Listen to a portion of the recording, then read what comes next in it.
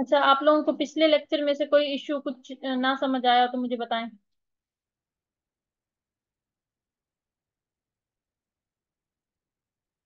पिछला जो भी लेक्चर था ना, उसमें से सिर्फ और सिर्फ एमसीक्यूज आते हैं, एससीक्यूज नहीं आते। ठीक है। अब जो मैं पढ़ाने लगी हूँ इसमें से एससीक्यूज आएंगे, एमसीक्यूज भी आएंगे और एससीक्यूज भी आएंगे। बहुत इंपॉर्टेंट है, बहुत इंपॉर्टेंट है। ना सिर्फ इस टॉपिक के हवाले से, बल्कि आपने आगे जो बीमारियां पढ़नी है ना, उसके हवाले से भी ये बहुत इंपॉर्टेंट है। और सबसे अजीब बात पता है क्या है? सबसे अजीब बात यह है कि आपकी बुक में बहुत ही खच मची हुई है, बड़ा ही गंदा किस्म का लिखा हुआ है। कोई तरतीब नहीं है, कोई कुछ नहीं है। डायग्राम पहले पेज पे बना दिए, एक्सप्लेनेशन दरमियान में उन्होंने पहले प्राइमरी हीमोस्टेसिस की दे दी है, उसके बाद सेकेंडरी हीमोस्टेसिस स्टार्ट करने से पहले इन्होंने पता नहीं ओवरऑल समरी बता दी है, फिर सेकेंडरी हीमोस्टेसिस। बड़ा ही खराब लिखा हुआ है। मैं आप लोगों को आज एक पूरा स्ट्रक्चर बेसिक बेसिक बताऊंगी, और कल मैं आप लोगों को पढ़ाऊंगी इसकी फुल डिटेल। ठीक है। अब जो लाइव वो करेंगे उनका, उनके लिए तो आसानी है, बाकी रिकॉर्डेड लेक्चर फिर जब मेरे पास टाइम होगा तो वो समझेंगे, जब मैं शेयर करूंगी। अच्छा, हमने पिछले लेक्चर में क्या पढ़ा था? पिछले लेक्चर में हमने पढ़ा था प्लेटलेट्स का बेसिक स्ट्रक्चर कैसा होता है, प्लेटलेट्स का फंक्शन क्या होता है। ठीक है। प्लेटलेट्स के अंदर ग्रेन्यूल्स होते हैं, कितने टाइप्स के होते हैं, उनके अंदर कंटेंट क्या होता है। बेसिक बेसिक इन्फो थी, हमने उसके रिसेप्टर्स पढ़े थे। और दो तीन टर्म्स पढ़े थे, जैसे कि एडिशन क्या है, एग्रीगेशन क्या है। ये सारे टर्म्स पढ़ना लाजमी था ताकि हमें आज का लेक्चर समझ आए। ठीक है। उस लेक्चर में कुछ बातें एमसीक्यूज रिलेटेड रह गई थी, मैं उसको करा देती हूँ, उसके बाद हम अपने मेन टॉपिक पे आ जाएंगे। अच्छा, हमने प्लेटलेट्स के एंटीजेंस नहीं पढ़े थे कि प्लेटलेट्स पे किस किस्म के और कितने एंटीजेंस पाए जाते हैं। प्लेटलेट्स पे तीन किस्म के एंटीजन पाए जाते हैं। एक तो उसके जो मेन एंटीजन है जिसको कहते हैं एचपीए, ह्यूमन प्लेटलेट एंटीजन। ठीक। ये इसके मेन एंटीजन हैं, और इसकी फिर दो सब टाइप्स आते हैं, ए टाइप और बी टाइप। इसके अलावा जो आपके एच एल ए होते हैं, एच एल ए एक टाइप के एंटीजन होते हैं जो बेसिकली रिलेट कर रहे होते हैं आपके ल्यूकोसाइट्स के साथ, डब्ल्यूबीसी के साथ। और ये जो एच एल ए हैं, ये भी प्लेटलेट के ऊपर पाए जाते हैं, लेकिन सिर्फ एच एल ए टाइप वन ना सिर्फ ये प्लेटलेट्स पे होते हैं, बल्कि ये आपकी बॉडी के हर सेल पे होते हैं। ठीक है। ये आप थर्ड ईयर में इसकी डिटेल पढ़ोगे, अभी मैं आपको बताऊंगी तो आप कंफ्यूज हो जाओगे।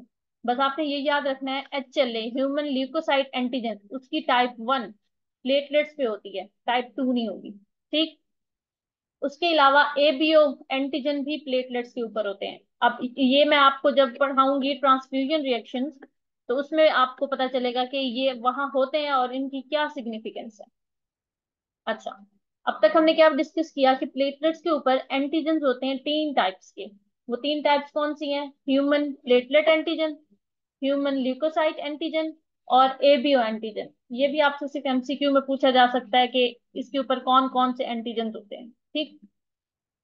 एक और टर्म है जिसके साथ जो है ना बच्चों को बड़ी मुश्किल पेश आती है कि ये क्या चीज है, वो है एशवल मॉरल रिसेप्टर्स। अब बेसिकली ये रिसेप्टर्स पाए जाते हैं लिवर में। लिवर के जो सेल्स होते हैं जिनको हिपेटोसाइट्स कहते हैं, उसके ऊपर इनका काम क्या है? हमने पिछले लेक्चर में पढ़ा था कि आपकी जो प्लेटलेट्स है उसकी प्रोडक्शन को रेगुलेट कर रहा होता है थ्रोम्बोपोइटिन। ठीक है। थ्रोम्बोपोइटिन एक हार्मोन है जो कि प्लेटलेट्स की फॉर्मेशन में इंपॉर्टेंट रोल प्ले कर रहा है। प्लेटलेट्स से पहले जो मेगा कैरियोसाइट बनता है उसकी मेचुरेशन और डिफरेंशिएशन करवा रहा है। ठीक है। अगर वो होगा तो प्लेटलेट्स बनेंगे, अदरवाइज नहीं बनेंगे। अब वो जो थ्रोम्बोपोइटिन था, उसकी रेगुलेशन के में एशफल मोरल रिसेप्टर का काम है। ठीक है। आपका जो थ्रोम्बोपोइटिन है वो दो तरीके से रेगुलेट होता है। एक तो आपका जो जनरल मैकेनिज्म है नेगेटिव फीडबैक का, जिससे सारे के सारे हार्मोन्स रेगुलेट होते हैं। उसके अलावा एक जो दूसरा मैकेनिज्म है वो ये है कि आपके प्लेटलेट्स, जब इनका लाइफ स्पैन पूरा हो जाता है, इनका लाइफ स्पैन होता है कोई एवरेज 10 डेज का। कुछ बुक्स लिखेंगी 7 to 9 डेज रेंज में बताएंगी, कुछ एवरेज टाइम बताएंगी आपको 10 डेज। आपको ये दोनों वैल्यूज पता होनी चाहिए, एमसीक्यू में कोई भी आ सकती है। ठीक है। एवरेज रेंज होती है 7 to 9 डेज, जबकि इनकी जो सॉरी रेंज होती है 7 to 9 डेज, और अगर हम एवरेज बात करें वैल्यू तो 10 डेज। जब प्लेटलेट्स अपना ये लाइफ टाइम पूरा कर लेते हैं तो उसके बाद जाहिर है वो एजिड हो जाएंगे, बूढ़े हो जाएंगे। अब उन्होंने खुद ब खुद वाया एपोप्टोसिस खत्म होना है। तो जब ये लिवर में से गुजरते हैं एजिड प्लेटलेट्स, तो ये जो एशवल मोरल रिसेप्टर होते हैं ये उनको अपने साथ बाइंड कर लेते हैं। पहले सुन लें, फिर मैं आपको नोट से समझाती हूँ। अच्छा, ये अब कहानी की तरह समझना है आपने। अब वो एजिड बूढ़े प्लेटलेट्स आपकी सर्कुलेशन में घूम रहे हैं, घूमते घूमते गए लिवर के पास। ठीक है। अब लिवर के ऊपर ये एशवल मोरल रिसेप्टर लगे हुए हैं। अब इन्होंने देखा, उनको डिटेक्ट किया। अब डिटेक्ट कैसे किया? आपकी जो नॉर्मल प्लेटलेट्स होते हैं, जो जुवाइन प्लेटलेट्स होते हैं, उनके ऊपर यूं समझ ले एक कोटिंग लगी हुई होती है। ठीक है। साइलेट्स की, साइलिक एसिड की। अच्छा, अब जब वो एजिड होते हैं तो वो कोटिंग उतर जाती है, और उस कोटिंग के नीचे होते हैं शुगर मॉलिक्यूल्स। बेसिकली वो गैलेक्टोज के रेसिड्यूज होते हैं। ठीक है। आपका जो प्लेटलेट्स है उसके ऊपर कोटिंग होती है साइलिक एसिड की, लेकिन जब वो कोटिंग हट जाएगी एजिड प्लेटलेट से, तो उसके नीचे मौजूद शुगर की कोटिंग वो एक्सपोज हो जाएगी। ठीक है। अब जब ये एजिड प्लेटलेट्स गए आपके लिवर में, तो उस कोटिंग के जरिए से वो जो ग्लैक्टोज, ये शुगर की कोटिंग एक्सपोज हो गई है, उसकी वजह से एशवल मोरल रिसेप्टर इनको डिटेक्ट कर लेंगे कि ये एजिड प्लेटलेट्स हैं, और इनको अपने साथ बाइंड कर लेंगे उन्हीं ग्लैक्टोज रेजिड्यूज के साथ जो कि एक्सपोज हुए हैं। ठीक है। अब जब ये अटैचमेंट होगी एशवल मोरल रिसेप्टर्स के साथ जो कि लिवर में है, इन प्लेटलेट्स की, तो क्या होगा, एक सिग्नल जनरेट होगा। वो सिग्नल क्या करेगा? वो सिग्नल पीपीओ की प्रोडक्शन करवाएगा। हमने पढ़ा था ना कि मेन साइट थ्रोम्बोपोइटिन की प्रोडक्शन की कौन सी है? लिवर। लिवर में 95% प्रोड्यूस हो रहा है। तो लिवर कैसे प्रोड्यूस कर रहा होता है? इन सिग्नल्स के जरिए। अब उसको पता चला कि एजिड प्लेटलेट्स हैं, इट मीन्स कि अभी तो खत्म होने वाले हैं। अब जब ये खत्म हो जाएंगे तो प्लेटलेट्स की कमी हो जाएगी, न्यू प्लेटलेट्स बनने चाहिए। तो ये क्या करेगा, ये सिग्नल जनरेट करेगा, और सिग्नल क्या करेंगे, थ्रोम्बोपोइटिन की प्रोडक्शन को इनहांस कर देंगे। अब जितना ज्यादा थ्रोम्बोपोइटिन आपकी सर्कुलेशन में जाएगा लिवर से, उतने ज्यादा न्यू प्लेटलेट्स बनेंगे। ये बात समझ आई? ये स्टोरी किसी को ना समझ आई हो?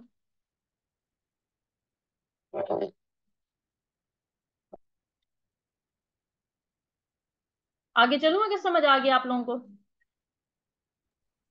Yes ma'am. ठीक है। तो अब आप ये भी आपसे डिटेल में कोई नहीं पूछेगा। ठीक है।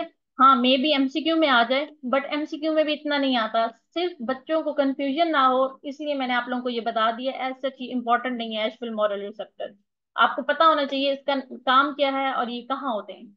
इनका काम थ्रोम्बोपोइटिन की रेगुलेशन में है। ठीक है। अच्छा, अब हम चलते हैं आगे अपने मेन टॉपिक पे। नहीं, उससे पहले वॉन विली ब्रांड फैक्टर को देख लेते हैं। ठीक है। वॉन विली ब्रांड फैक्टर क्या होता है? मैंने लास्ट लेक्चर में भी बताया था कि वॉन विली ब्रांड फैक्टर एक ग्लाइकोप्रोटीन है। ठीक है। प्रोटीन है जिसके ऊपर ग्लूकोज के मॉलिक्यूल या फिर शुगर के मॉलिक्यूल लगे हुए हैं। ये एक कंजुगेटेड प्रोटीन है। ये होती कहाँ है? ये डिफरेंट जगहों पर होती है। ये आपकी एंडोथीलियल या सरफेस पे, आपके एंडोथीलियल सरफेस कौन सी है? Endothelial cells. आपकी वेजल है, ब्लड वेजल। ठीक है, मैं आपको दिखा देती हूँ एक दफा।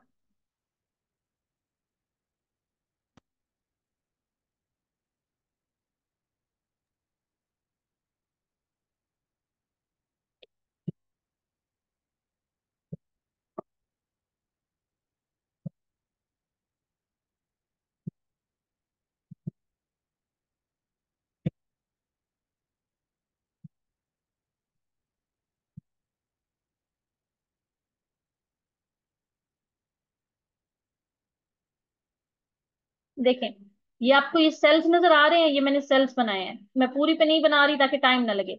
आप बस समझ लें ये एंडोथीलियल सेल्स हैं। इन एंडोथीलियल सेल्स ने लाइनिंग बनाई हुई है, सरफेस बनाया हुआ है आपकी ब्लड वेजल का।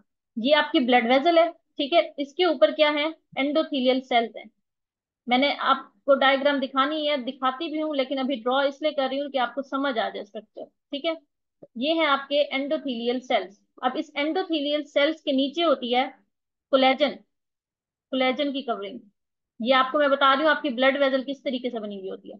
यहाँ पे होगी कोलेजन। इस कोलेजन के नीचे होते हैं आपके पास स्मूथ मसल सेल्स।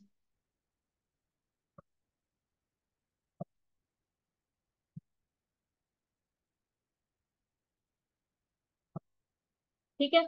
अब ये जो एक पूरी लेयर है, ये क्या बना रही है? आपकी ब्लड वेजल की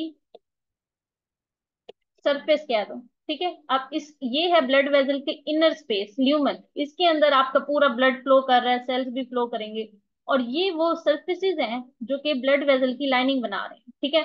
इसमें है क्या, एंडोथेलियल सेल्स हैं, उसके नीचे कोलेजन है, जो कि सब एंडोथेलियल सरफेस बना रहा है, और उसके नीचे स्मूथ मसल सेल्स है, ठीक है। बीच में और भी बहुत सारी चीजें होती हैं, लेकिन हम मोटी मोटी बातें डिस्कस करेंगे।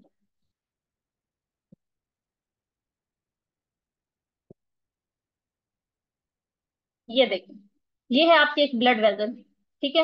ये है इसके एंडोथीलियल सेल्स। इस एंडोथीलियल सेल्स के नीचे है कोलेजन की लेयर, ठीक है। और उसके नीचे है स्मूथ मसल सेल्स। अब ये क्या बना रहा है, ये आपकी बना रही है ब्लड वेसल की लाइनिंग। इसी तरीके से दूसरी साइड पे भी यही है, एंडोथीलियल सेल्स, उसके नीचे कोलेजन, उसके नीचे स्मूथ मसल सेल्स। अब होता क्या है कि जब आपकी ब्लड वेसल कहीं से डैमेज होगी, ठीक है, जब आपकी ब्लड वेसल डैमेज होगी, तो यही एंडोथेलियल सेल्स जहां से डैमेज है, ये एक प्रोटीन रिलीज करते हैं, इनके अंदर स्टोर होती है। उस प्रोटीन को कहते हैं वॉन विली ब्रांड फैक्टर। इसका काम क्या होता है वो मैं आपको आगे बताती हूँ। अभी मुझे ये बताएं कि यहां तक आपको समझ आ गया।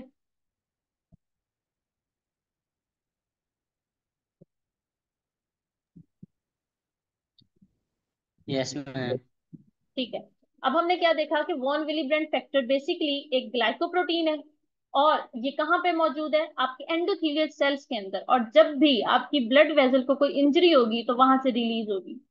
उसके अलावा जब मैं आपको ग्रेन्यूल्स पढ़ा रही थी तो मैंने वहां पे भी आपको बताया था कि प्लेटलेट्स के ग्रेन्यूल्स के अंदर भी वॉन विली ब्रांड फैक्टर मौजूद होता है, ठीक है। इसके अलावा आपके प्लाज्मा में, ब्लड प्लाज्मा में भी मौजूद होगा। और एंडोथेलियल सेल्स जहां जहां और जगहों पर होंगे, इसके अलावा, इस ब्लड वेसल के अलावा वहां पे भी होगा क्या, वॉन विली ब्रांड फैक्टर। लेकिन फिलहाल हमारा लेना देना बाकी किसी वॉन विली ब्रांड फैक्टर से नहीं है, सिर्फ ब्लड वेसल वाले वॉन विली ब्रांड फैक्टर से, ठीक है। अब ये वॉन विली ब्रांड फैक्टर करता क्या है, ये एडिशन और एग्रीगेशन में इन्वॉल्व होता है। मैंने आप लोगों को एग्रीगेशन और एडिशन समझाया था पिछले लेक्चर में। कोई एक बच्चा मुझे बता दे एडिशन, दूसरा बता दे एग्रीगेशन, फिर मैं आगे चलूँ। फातिमा आप बताएं एडिशन क्या होता है। Ma'am platelet without platelet vessel. ठीक है। और एग्रीगेशन। मैम प्लेटलेट्स इसके वेसल्स के साथ अटैचमेंट को एडहेजन कहते हैं, प्लेटलेट्स के साथ अटैचमेंट को एग्रीगेशन कहते हैं। ठीक है। अच्छा, अब ये वॉन विली ब्रांड फैक्टर, इसका बेसिकली रोल क्या है, इसने एडिशन करानी है और एग्रीगेशन करानी है, ठीक। अब एडिशन का तो मैं आप लोगों को समझा चुकी हूँ, दोबारा भी बता देती हूँ किस तरीके से होगा। वो हम आगे पढ़ते हैं ना, मैं बताती हूँ कि किस तरीके से। लेकिन आपने ये बात याद रखनी है फॉर एमसीक्यूज, जिसमें बच्चे कंफ्यूज कर जाते हैं। एग्रीगेशन में भी von Willebrand factor involve होता है। मैं आपको आगे डिटेल में समझाती भी हूँ, डायग्रामेटिकली भी बताती हूँ, ठीक। अच्छा, उसके अलावा भी एक इंपॉर्टेंट फंक्शन होता है वॉन विली ब्रांड फैक्टर का। अब मैं, वो क्या होता है, वो होता है कैरियर ऑफ फैक्टर 8। अब फैक्टर 8 क्या है ये भी आपको मैं आगे बताऊंगी। अभी फिलहाल इतना याद रख लो कि ये कैरियर है फैक्टर 8 का। अभी मैंने आपको बताया ना कि von Willebrand factor plasma में भी मौजूद है, ठीक है। तो ब्लड प्लाज्मा में ये क्या करेगा, फैक्टर 8 के कैरियर के तौर पे एक्ट करता है। फैक्टर 8 एक प्रोटीन होती है, मैं आगे बताती हूँ। अब वॉन विली ब्रांड फैक्टर के लिहाज से एक एमसीक्यू आ सकता है, वो यही कि ये कैरियर है फैक्टर 8 का, ये लाजमी आ सकता है, ठीक है, बहुत इंपॉर्टेंट है। उसके अलावा इसके स्ट्रक्चर से रिलेटेड आ सकता है कि ये 2 to 50 डायमेरिक सब यूनिट से बना होता है। एक तो ये कि 2 to 50 सब यूनिट्स हैं जो मिलके बना रहे हैं एक लार्ज मॉलिक्यूल, जिसको हम कह रहे हैं वॉन विली ब्रांड फैक्टर। उसके अलावा ये कि ये जो लार्ज मॉलिक्यूल है, ये डायमेरिक सब यूनिट से बना है, यानी कि इसका हर यूनिट 2 मॉलिक्यूल से बना हुआ होगा। हम पढ़ते हैं ना मोनोमर, डाइमर, ट्राइमर, टेट्रामर, ठीक। उसी उसी से निकला है डाइमर, डायमेरिक। यानी कि एक जो यूनिट है वो 2 मॉलिक्यूल से मिलके बना हुआ है। और ऐसे तकरीबन अप टू 50 मॉलिक्यूल्स मिलके ये बना रहे होते हैं वॉन विली ब्रांड फैक्टर। कोई बच्चा ना अटेंडेंस लेके ग्रुप में भी भेज दे। अब जो हमने अपना मेन टॉपिक स्टार्ट करना है वो है हीमोस्टेसिस, जिसके लिए हम इतनी लंबी बहस करते आए हैं अब तक। हमने क्या अब तक पढ़ा, प्लेटलेट्स प्लेटलेट्स प्लेटलेट्स कि क्या होते हैं, किस तरीके से वो करते हैं। लेकिन हमने बेसिकली उनको पढ़ा इसलिए कि हमें हीमोस्टेसिस समझ आ सके, ठीक है, जो उसका मेन फंक्शन है प्लेटलेट्स का। अब हीमोस्टेसिस को भी मैंने बता दिया था क्या होता है। ब्लड फ्लो का स्टॉप करना, ब्लड फ्लो को रिड्यूस करना, ताकि जब आपको कोई इंजरी हुई है तो आपका ब्लड लॉस ना हो। ठीक। अब ये हीमोस्टेसिस 3 फेजेस में कंप्लीट होती है। ठीक है। हीमो हीमोस्टेसिस बेसिकली 3 फेजेस में, हमने जो इसके 3 फेज पढ़ने हैं उसमें कंप्लीट होगी। Primary, secondary and tertiary. अच्छा, ये जो प्राइमरी हीमोस्टेसिस होती है इसको कहते हैं प्लेटलेट प्लग फॉर्मेशन।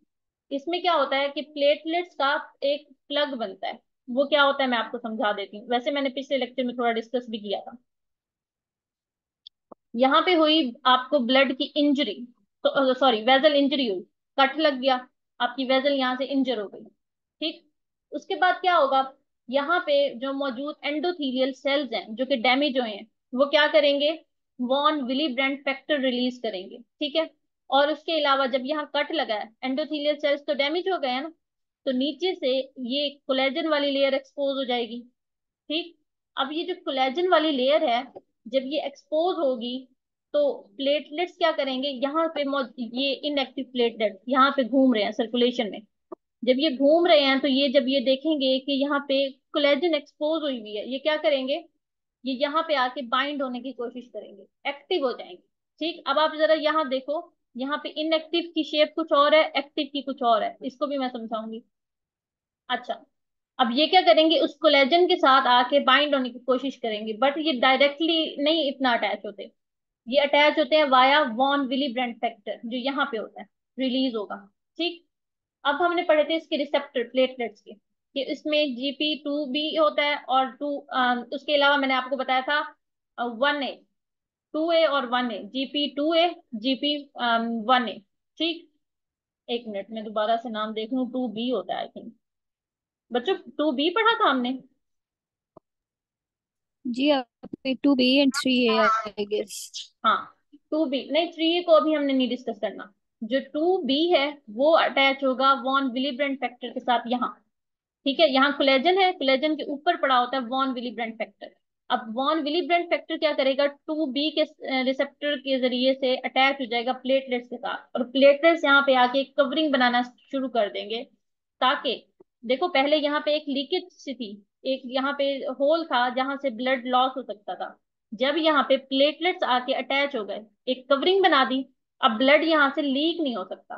ओके बच्चों, मेरी आवाज ठीक आ रही है आप लोगों को? बेटा 1B का मैं बताती हूँ अभी। अब कुछ जो प्लेटलेट्स हैं, जी बेटा।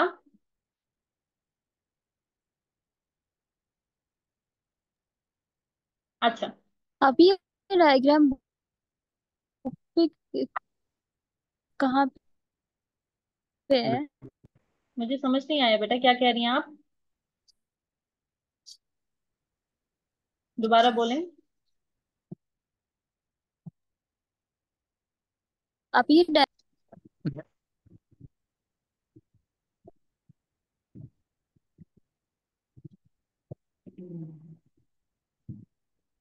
मैम डायग्राम का पूछ रही हैं कि ये कहाँ है, बुक नहीं है। बेटा मैं आपको यही तो समझाने की कोशिश कर रही हूँ कि आज का लेक्चर बहुत बहुत इंपॉर्टेंट है। आपकी बुक में ये डायग्राम आपको नहीं मिलेगी। ठीक है। और जो लेक्चर मैं आपको समझाने वाली हूँ ना, वैसे आपकी बुक में भी नहीं लिखा। यकीन करें, वो बच्चे जो आज का लेक्चर स्किप करेंगे और जब तक वो फिर बार बार रिकॉर्डिंग मांग के लेक्चर सुन नहीं लेंगे ना, उनको बुक से कुछ समझ नहीं आनी, बुक में नहीं आएगी। अच्छा, अब देखें, मैं आप लोगों को बता रही थी कि अटैचमेंट। अब यहाँ पे वॉन विलिब्रेंट फैक्टर रिलीज हुआ, अब ये देखें, ये नजर आ रहा है आपको, यहाँ पे डैमेज ब्लड वेसल थी, अगर वहां ना समझ आए, यहाँ पे von Willebrand factor release हो गया, इसके नीचे है कोलेजन। ठीक है। अब इसने क्या किया, प्लेटलेट्स को अपने साथ अटैच करना स्टार्ट कर दिया वाया 2B रिसेप्टर। ठीक। अच्छा, 2B रिसेप्टर के अलावा इसके ऊपर रिसेप्टर होता है 1B। अब उस 1B के जरिए कुछ प्लेटलेट्स जो बिल्कुल स्टार्ट में ही अटैच हो रहे हैं, वो डायरेक्टली कोलेजन के साथ भी अटैच कर जाएंगे। ये MCQ आ सकता है, बच्चे अक्सर इस लाइन को इग्नोर कर देते हैं। ये शायद आपकी बुक में वाज़ा तौर पे नहीं लिखी हुई कि कोलेजन के साथ डायरेक्टली भी प्लेटलेट्स अटैच हो रहे हैं वाया 1B। मैं आपको दिखा भी देती हूँ आपकी बुक वाली डायग्राम।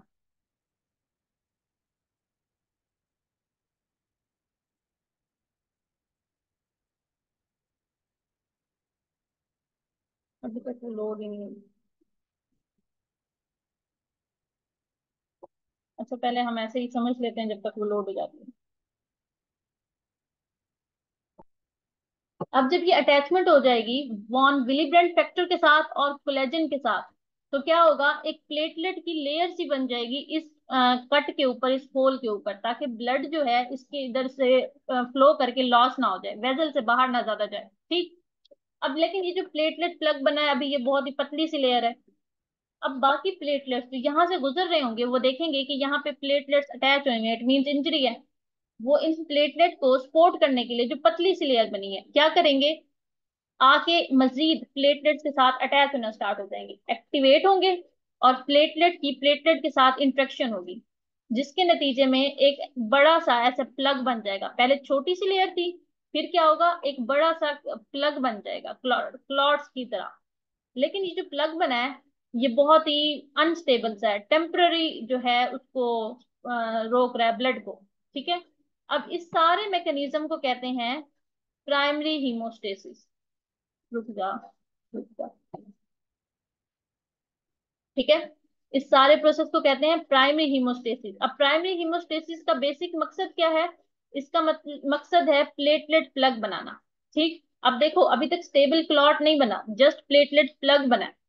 और इसका काम क्या है कि इमीडिएट रिस्पॉन्स देना इंजरी को, ताकि ब्लड लॉस ना हो। लेकिन अगर वहां से ब्लड फ्लो ज्यादा होगा तो क्या होगा कि ये प्लेटलेट प्लग टूट सकता है। अब इस प्लेटलेट प्लग को मजबूत करना है ताकि ये एक मजबूत सी कवरिंग बना दे कि ब्लड फ्लो भी अगर हो रहा है तो वो फ्लो करके आगे वेजल में जाए, मूव करे, बाहर ना आए प्रेशर की वजह से। ठीक।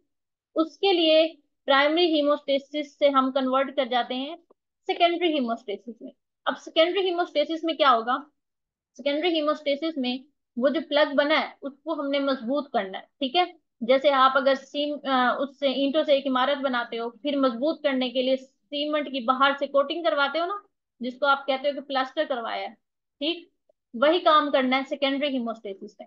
अब सेकेंडरी हीमोस्टेसिस ने क्या करना है, वो जो क्लॉट बना था उस क्लॉट को पक्का करवाना है। पक्का करवाने के लिए वो क्या करेगा, वो आपकी ब्लड में मौजूद एक प्रोटीन होती है फाइब्रिनोजन, उस फाइब्रिनोजन को कन्वर्ट कर देगा फिब्रिन में। इस सारे प्रोसेस में क्या हो रहा है, सिर्फ और सिर्फ ये हो रहा है कि आपकी जो प्रोटीन है फाइब्रिनोजन, इनएक्टिव प्रोटीन है, उसको फिब्रिन में कन्वर्ट कराना है। और वो फिब्रिन प्रोटीन क्या करेगी, वो फिब्रिन प्रोटीन करेगी ये कि, यहाँ देखो, वो फिब्रिन प्रोटीन इस तरीके से आके एक जाला सा, एक नेटवर्क सा बना देगी इस प्लेटलेट प्लग के इर्द गिर्द, और इसको एक मजबूत सा प्लग बना देगी, क्लॉट बना देगी कि अब चाहे जितना भी इस पे प्रेशर आता रहे, ब्लड इसमें से बाहर नहीं जाएगा, ये टूटेगा नहीं। ठीक। देखो ये मैंने जो डार्क बनाया ब्लू से, ये क्या है, प्लेटलेट्स है, एग्रीगेट होके इन्होंने एक प्लग बनाया, लेकिन वो कच्चा था, पक्का नहीं था, मजबूत नहीं था। फिर ये जो लाइट ब्लू से लाइंस लगाई हैं, ये क्या है, ये एक जाला से बना दिया, मेश, यूं कह दो नेटवर्क है, मेश है। ठीक। इसने क्या किया, इसको आके मजबूत कर दिया। और ये क्या है, किससे बना हुआ है, फिब्रिन से। फिब्रिन एक प्रोटीन है जो कि एक्टिव है, लेकिन ये ब्लड में ऐसे मौजूद नहीं होती, ये मौजूद होती है फिब्रिनोजन की फॉर्म में। अब आपकी ब्लड ने क्या, आपकी बॉडी ने क्या करना है, इसको कन्वर्ट कराना है फिब्रिनोजन को फिब्रिन में, ताकि हमारे पास स्टेबल प्लग बन सके। ठीक है। अब इसको कन्वर्ट कराने के लिए सारी वो प्रोसेसेस, सारे वो इंजाइमेटिक रिएक्शन जो हो रहे हैं उसको कहते हैं कोagulation कैस्केड। ठीक। तो प्राइमरी हीमोस्टेसिस में क्या हुआ, प्लेटलेट प्लग बना। सेकेंडरी हीमोस्टेसिस में क्या होगा, कोगुलेशन कैस्केड होगी, और आपका जो प्लग है जो प्लेटलेट का बना था वो मजबूत हो जाएगा, स्टेबलाइजेशन हो जाएगी बाय फिब्रिन। बेटा मैं अभी जस्ट डिटेल नहीं बता रही, जस्ट ऊपर से बता रही हूँ, फिर मैं डिटेल भी समझाऊंगी। अभी बताए हैं वो बता दें। अच्छा आप परेशान नहीं हो, ये पीडीएफ मैं आपको शेयर करूंगी, इसमें सारी वो बातें लिखी हुई हैं। मैं फिर भी बता दूंगी कि क्या क्या एमसीक्यू है, मैं जरा इसको कंप्लीट करा दूं।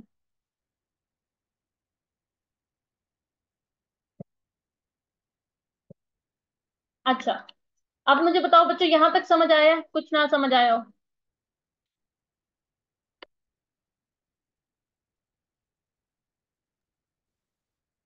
यस मैम, क्लियर है। ठीक है।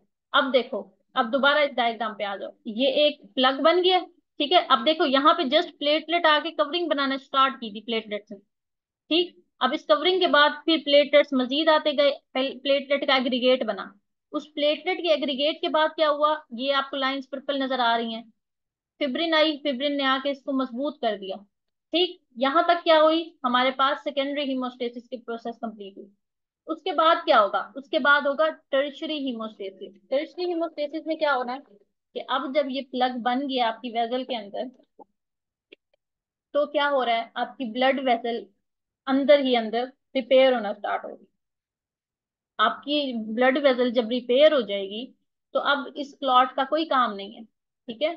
अब इस क्लॉट ने अगर रहना है तो मसला करना है। आप ये देखो, पहले आपकी ब्लड वेसल कैसे थी, ऊपर वाला सरफेस देखो बिल्कुल स्मूथ, नीचे वाला सरफेस भी ऐसे होना चाहिए।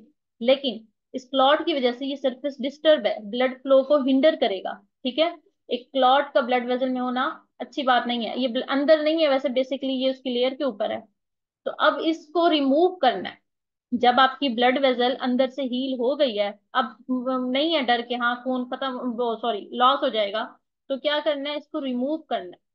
और रिमूव कैसे करना है, अब ये जो फिब्रिन इसके अंदर आके मैश हुई थी, नेटवर्क बनाया था, उस फिब्रिन को तोड़ना है। जब वो फिब्रिन टूटेगी, तो खुद ब खुद यूं समझे, जब आप एक कपड़ा है जो फट गया उसको सिलाई लगाते हो, ठीक है, तो जब उस धागे ने उसको मजबूत कर किया हुआ है, जब आप उस धागे को खींचोगे, तोड़ दोगे, तो क्या होगा, वो सिलाई खुद ब खुद दोबारा से खुल जाएगी। ठीक है। इसी तरीके से यहाँ पे क्या है, अगर इस फिब्रिन को तोड़ दिया जाए, इस फिब्रिन के स्ट्रैंड को, तो क्या होगा, ये क्लॉट रिमूव हो जाएगा। अब इस प्रोसेस को कहते हैं फिब्रिनोलाइसिस। ठीक है, ये कैसे होती है ये डिटेल में पढ़ाऊंगी, परेशान नहीं होना। अब इस फिब्रिनोलाइसिस वाले प्रोसेस को कहते हैं, आपकी बुक में नहीं लिखा, मैं बता रही हूँ, टर्शरी हीमोस्टेसिस। अब बहुत सारी बुक्स और बहुत सारे ऑथर्स लिखेंगे कि सिर्फ दो स्टेप्स हैं, primary haemostasis and secondary haemostasis, जैसे इस डायग्राम में बता रहे हैं कि प्राइमरी हीमोस्टेसिस है और सेकेंडरी हीमोस्टेसिस है। ठीक। लेकिन ये कोई नहीं लिखेगा कि टर्शरी हीमोस्टेसिस भी होती है। आपको पता होना चाहिए, मेरे टाइम पे मुझे पता था कि सेकेंडरी हीमोस्टेसिस तक होता है, मुझे किसी ने नहीं पढ़ाया टर्शरी भी होती है। तो वो जो फिब्रिनोलाइसिस वाला पार्ट था मैं छोड़ देती थी, और मुझे ये डर भी होता था कि इसमें से अगर कुछ आ गया, मैं पढ़ती ही नहीं थी। जब मैं पढ़ती नहीं थी तो मुझे पता नहीं था उसमें हो क्या रहा है, बस प्लॉट बनने तक पता था मुझे। आप लोगों को लेकिन पता होना चाहिए कि टर्शरी हीमोस्टेसिस भी कुछ होती है और फिब्रिनोलाइसिस किस तरीके से होती है। ठीक है। यहां तक कुछ ना समझ आया हो?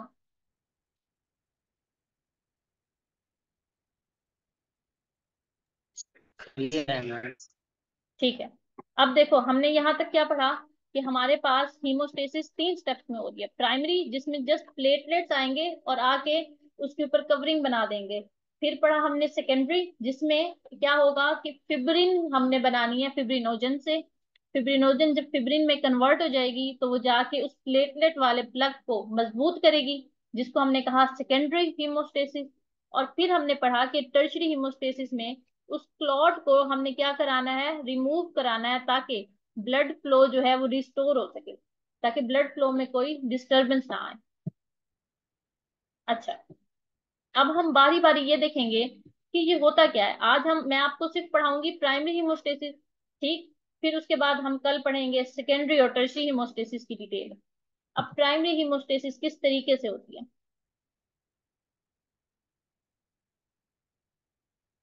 अच्छा, अब आप सपोज करें कि आपको लगा है कट, और आपकी जो वेजल है वो इंजर हो गई है। तो जब आपकी वेजल इंजरी होती है, तो सबसे पहला रिस्पॉन्स जो आपकी बॉडी करती है कि उस इंजरी को कंपनसेट किया जाए ताकि ब्लड लॉस ज्यादा ना हो। तो वो सबसे पहला जो काम करती है वो ये है कि वो उस वेजल को जहां इंजरी हुई है उसको कंस्ट्रिक्ट कर देती है। कंस्ट्रिक्ट का मतलब है कि उसका डायमीटर छोटा कर देती है, ताकि वहां पे ब्लड फ्लो कम हो। अब देखो, जब ब्लड फ्लो एक जगह पे कम होगा, प्रेशर ही कम होगा, तो वहां पे जहां ब्लड जा कम रहा है तो लॉस भी कम होगा। ठीक। अब फॉर एग्जाम्पल, ये आपकी ब्लड वेसल का डायमीटर था पहले। ठीक। अब जरा देखो, ये नॉर्मल ब्लड वेसल का ल्यूमेन है, इतना इसका डायमीटर है, चौड़ी है।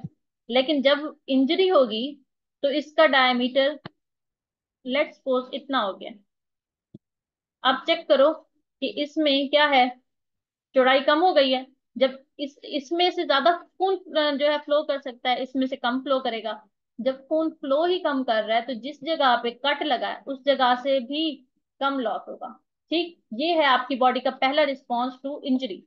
और प्राइमरी हीमोस्टेसिस का first step is vascular constriction, ताकि ब्लड लॉस को मिनिमाइज किया जा सके। ठीक है, अब ये किस तरीके से होता है, कैसे होता है, इसकी फुल डिटेल है, लेकिन उस डिटेल का जानना आपके लिए फिलहाल जरूरी नहीं है। आपके लेवल पे, आपकी बुक में नहीं है मेंशन, तो आपके लेवल पे उसको पढ़ना भी जरूरी नहीं है। ठीक, आप बस इतना याद रखो कि वस्कुलर कंस्ट्रिक्शन होगी। बेटा ये मीटिंग एंड हो रही है, आप दोबारा से ज्वाइन करें सेम लिंक के साथ।